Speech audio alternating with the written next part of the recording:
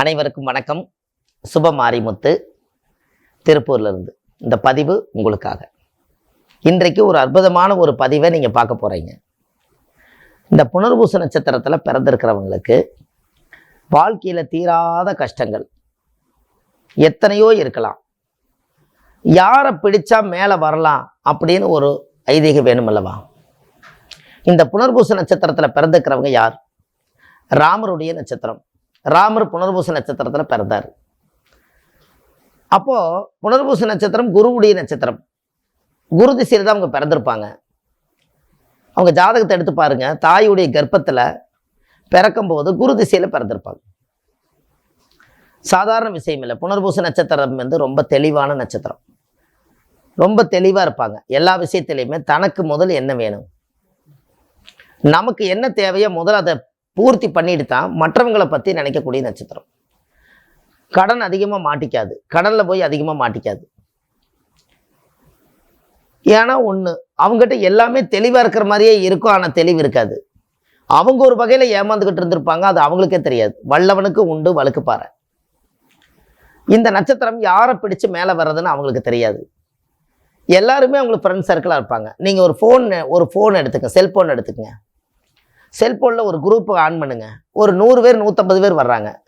இந்த 150 பேரில் எத்தனையோ நட்சத்திரக்காரர் அவங்களுக்கு இருப்பாங்க. எல்லாத்துக்கும் தான் நீங்கள் காலையில் குட் மார்னிங் அனுப்புகிறீங்க. எல்லாத்தையுமே நீங்கள் சாப்பிட்டீங்களான்னு அனுப்புகிறீங்க. எல்லாருமே குட் நைட் அனுப்புகிறீங்க. எல்லாத்துக்குமே எல்லாத்தோட நட்சத்திரம் வேலை செய்யுது. ஆனால் அவ்வளோ பெரிய குரூப்பில் உங்களுக்கு சாதகமான நட்சத்திரம் அதுக்குள்ளே இருக்குது. அது என்னன்னு உங்களுக்கு தெரியுமா? இப்போ நீங்கள் நினச்சி பாருங்களேன். புனர்பூச நட்சத்திரம் ராமருடைய நட்சத்திரம் உண்மையாலுமே ஒரு அற்புதமான நட்சத்திரம் தான். அவங்க வாழ்க்கையில் எல்லா கஷ்டத்தையும் அனுபவிச்சவங்க. எத்தனையோ புகழுக்காக, மற்றவங்களுடைய புகழ்ச்சிக்காக இவங்க அப்படியே இறங்கி போய் பல வேலைகளை செய்வாங்க. மற்றவங்க நல்லா இருந்தால் போதும்னு சொல்லி போட்டு நிறைய உடல் உழைப்பை போட்டுருவாங்க. எங்கே போனாலும் புனர்பூச நட்சத்திரம் சமையல், இந்த பரிமாறுற இடம், இந்த இடத்துல சாப்பாடுகள், இதையெல்லாம் போய் அவங்க இருந்து பெண்கள் எல்லாம் பார்த்தீங்கன்னா பரிமாறுறது இதெல்லாம் அவங்களுக்கு ரொம்ப பிடிக்கும். ஏன் அப்படி? புனர்பூச நட்சத்திரம் தேவர்களுக்கே சமையல் செஞ்சு போட்ட நட்சத்திரம். இது கேள்விப்பட்டிருக்கிறீங்களா இந்த விஷயம்? புனர்பூச நட்சத்திரக்காரங்க தேவர்களுக்கு சமையலுக்கு அவங்கள தான் வச்சிருக்கிறாங்க. அப்படின்னா பாருங்க, தேவர்களே அவங்களுடைய ரகசியத்தை இந்த நட்சத்திரக்காரர் தான் நம்மளுக்கு சமைச்சு போட்டு நம்ம சாப்பிடணும்னு சொல்லி புனர்பூச நட்சத்திரம் 33 கோடி தேவர்களுக்கும் சமையல்காராக இருந்திருக்காங்கன்னா பாருங்க. அதனால இவங்களுக்கு சமையல் நல்லா வரும். பரிமாறுற இடத்துல முன்னாடி இருப்பாங்க. கடைசி வரைக்கும் பரிமாறி அந்த இலையை எடுத்து கொண்டு போய் போட வரைக்கும் புனர்பூசம் வேலை செய்யும். அப்பேற்பட்ட நட்சத்திரக்காரு அவங்களும் வியாக்கியானமாக பிழைக்கணும் அல்லவா? அவங்களும் ஒரு பெண் தானே. அவங்க வாழ்க்கையிலையும் நல்லா இருக்கணும் அல்லவா?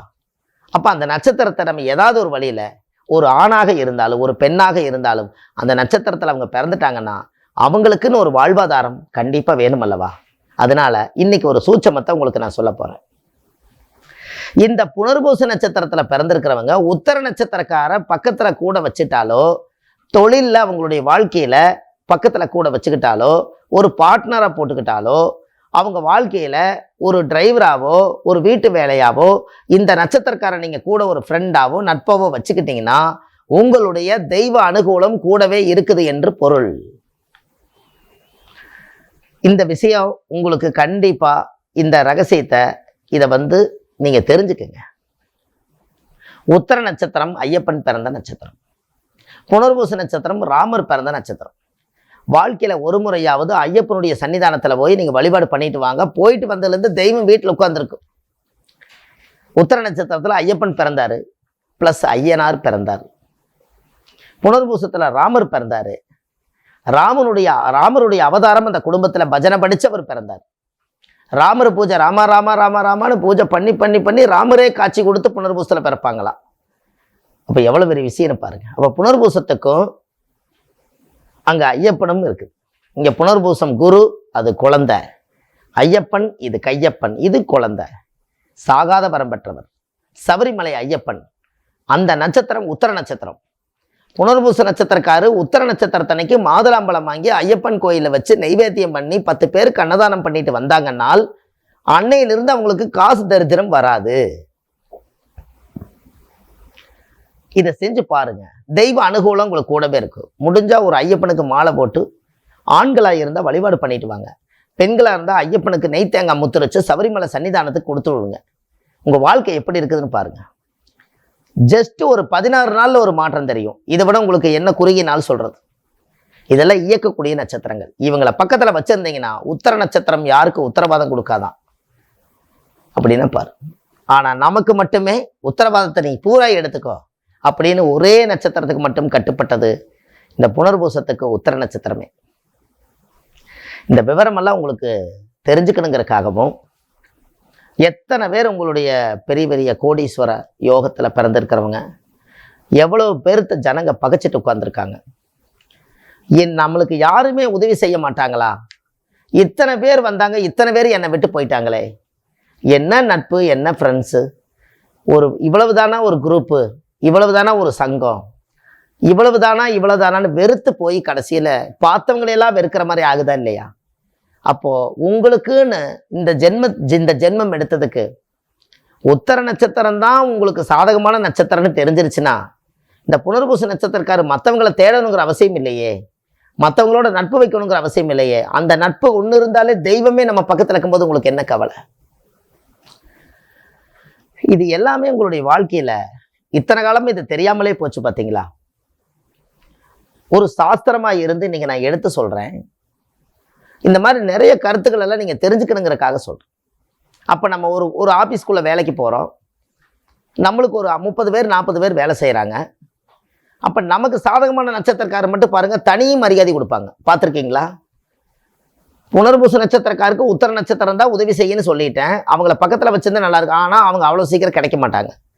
அவங்க முதல்ல பழக மாட்டாங்க, யாரு கூட முதல்ல புனர்பூச கூடவே பழக மாட்டாங்க. நாம தான் இயக்கி வச்சுக்கணும். அவங்க ஒரு மாதிரியாக பேசினாலும் சரி, அவங்க நம்மளை பிடிக்கலன்னு சொன்னாலும் சரி, நமக்கு அவங்க தேவை.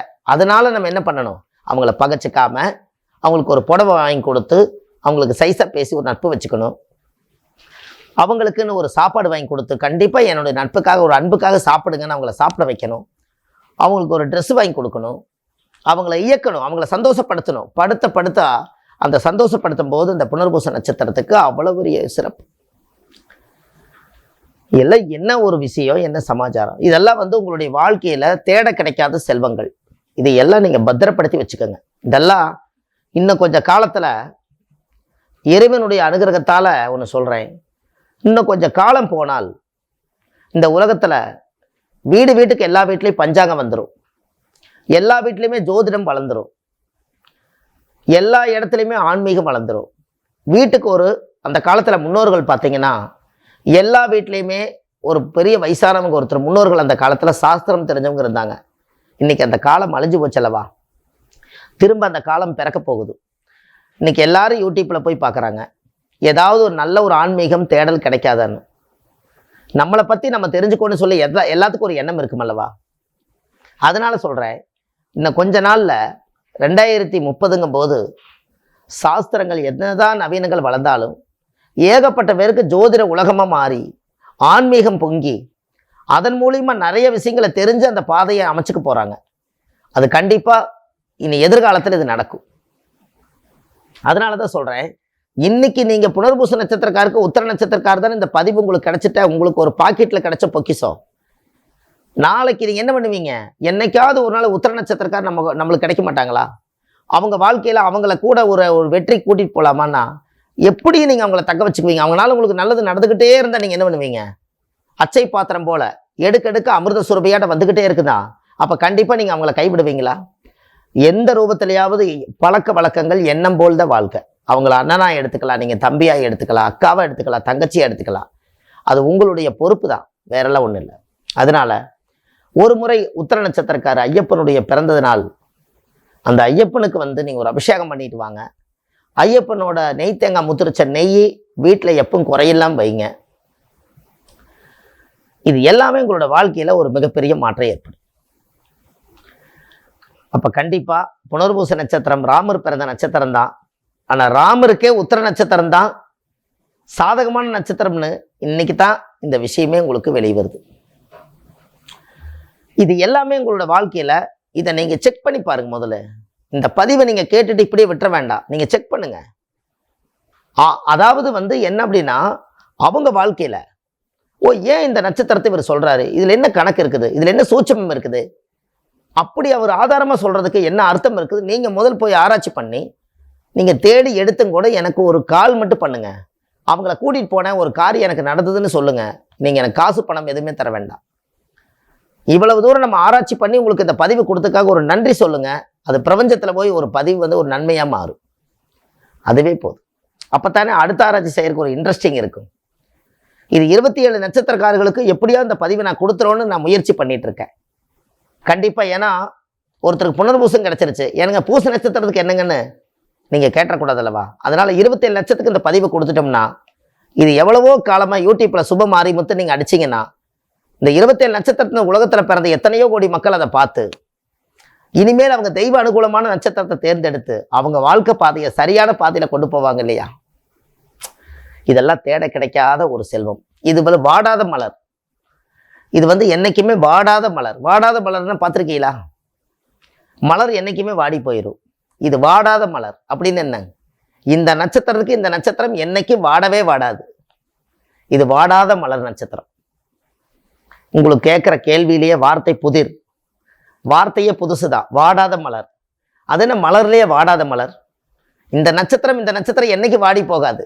இவங்களை கூட்டிட்டு போனால் முகமே வாடாது. அதனால இது வாடாத மலர். வாடாத மலர் நட்சத்திரம் கண்டிப்பாக பண்ணுங்க. ரொம்ப அருமையான பொண்ணு. புனர்பூச நட்சத்திரத்தில் பெண்கள் பிறக்கிறது ரொம்ப யோகம். அவங்க வீட்டில் எல்லாத்துக்கும் சமைக்கிறதுக்கு இந்த ஞாயிற்றுக்கிழமையாச்சுன்னா பாருங்க, புனர்பூச நட்சத்திரக்கார பெண்களை போய் எங்கேயாவது தேடுனீங்கன்னா அவங்க நேராக சமையலுக்குள்ளே தான் இருப்பாங்க. வேறு எங்கேயும் இருக்க மாட்டாங்க. காலையிலேருந்து சாயந்தரம் வரைக்கும் சமைச்சு போட்டுக்கிட்டே இருப்பாங்க. உறமணக்காரர்கள்லாம் வந்து எத்தனை பேர் வந்தாலும் சமையல் பண்ணிக்கிட்டே இருப்பாங்க. நான் கிட்டத்தட்ட ஒரு 100-150 நட்சத்திரத்தை என் அனுபவத்தில் நிறைய பார்த்துருக்கேன். நான் கேட்பேன், உங்களுக்கு சமையல் நல்லா பிடிக்குமா, சமையல் நல்லா செய்வீங்களாம்ப. சமையல் மட்டும் இல்லைங்க, சமையல் செஞ்சு நான் பரிமாறிட்டு இலை எடுத்து போட வரைக்கும் நான் சாப்பிட்டது இல்லைங்கம்பாங்க. இது என்ன ஒரு அதிசயம் பாருங்க.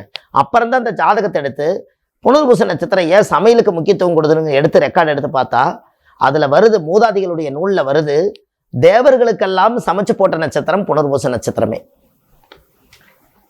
பாருங்க, அவங்களும் கூட எந்த நட்சத்திரக்கார சமையல் பண்ணி போட்டால் நம்மளுடைய உடல் மன வலிமை எல்லாம் நல்லா இருக்கும்னு சொல்லி 27 நட்சத்திரத்தில் அந்த நட்சத்திரத்தை குறிப்பிட்டு எடுத்திருக்கிறாங்கன்னா அது எவ்வளோ பெரிய விஷயம் பாருங்க. இதுதான் சூட்சமம். இது தந்திரம் அல்ல, சூட்சமம். சரி, இந்த புனர்பூச நட்சத்திரத்தில் உங்களுக்கு இது ஒரு அற்புதமான ஒரு விஷயம். நம்ம ஆன்லைன்லேயே ஜாதகம் பார்க்குறோம். பிறந்த தேதி, நேரம், டைம், உங்களுடைய பிறந்த ஊர், பிளேஸ், அது என்ன மாவட்டம், இது மட்டும் நீங்கள் அனுப்பிச்சி வச்சா போதும். ஆன்லைன்லேயே ஜாதகம் பார்த்து உங்களுக்கு ஒரு பலன் சொல்கிறோம். அந்த ஜாதகத்தில் நிறைய இந்த பூர்வ ஜென்மத்தினுடைய கர்மாக்கள் எல்லாம் நீங்கள் எதற்காக இந்த உலகத்தில் நீங்கள் பிறந்தீர்கள் அப்படிங்கிறத நான் இதை சொல்லிகிட்ருக்கேன். அதனால் நீங்கள் இது எல்லாத்தையும் தெரிஞ்சுக்கலாம். நீங்கள் கண்டிப்பாக ஆன்லைனில் ஜாதகம் பார்க்கறனால நீங்கள் அதுக்குண்டான வேலையை நீங்கள் செய்யுங்க. அடுத்த பதிவில் உங்களுக்கு அடுத்த நட்சத்திரத்தை உங்களுக்கு நான் சொல்ல போகிறேன். அன்பான சுப மாரிமுத்து, நன்றி, வணக்கம்.